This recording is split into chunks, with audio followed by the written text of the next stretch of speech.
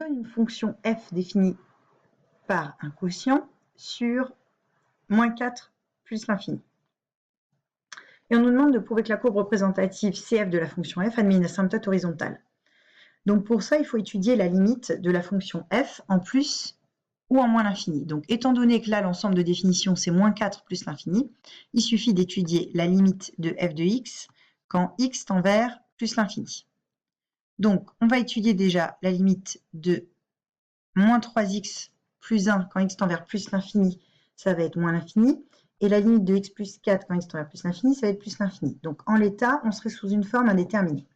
Donc ce qu'on va faire, c'est qu'on va essayer de contourner cette forme indéterminée en factorisant numérateur et dénominateur par le terme de plus haut degré. Donc ici, on a moins 3x plus 4 qu'on factorise par moins 3x, ou plutôt on va carrément laisser x en facteur de moins 3 plus 1 sur x sur x facteur de 1 plus 4 sur x.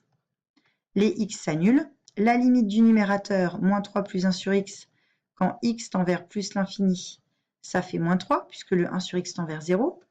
La limite de 1 plus 4 sur x, quand x tend vers plus l'infini, ça fait 1, puisque le 4 sur x tend vers 0.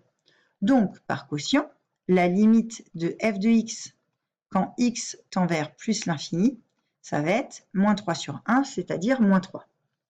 On en déduit donc que y égale moins 3.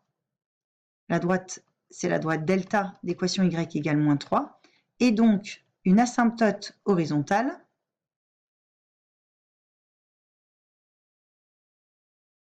à la courbe CF. Ensuite, on nous demande d'étudier la position relative de CF et de delta. Donc pour ça, il va falloir étudier le signe de la différence des deux fonctions. Donc on va faire f de x moins y. Cela nous donne moins 3x plus 1 sur x plus 4 moins 3.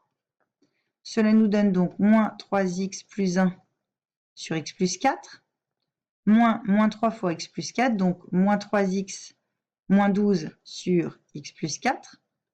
Ce qui, lorsqu'on met tout au même dénominateur, x plus 4 nous donne moins 3x plus 1 plus 3x plus 12.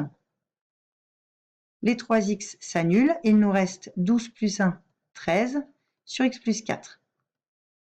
Donc, on va étudier le signe de cette différence.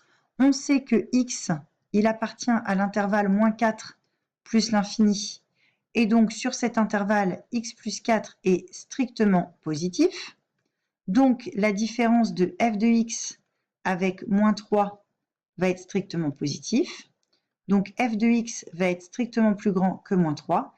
Et donc, CF se situe au-dessus de delta.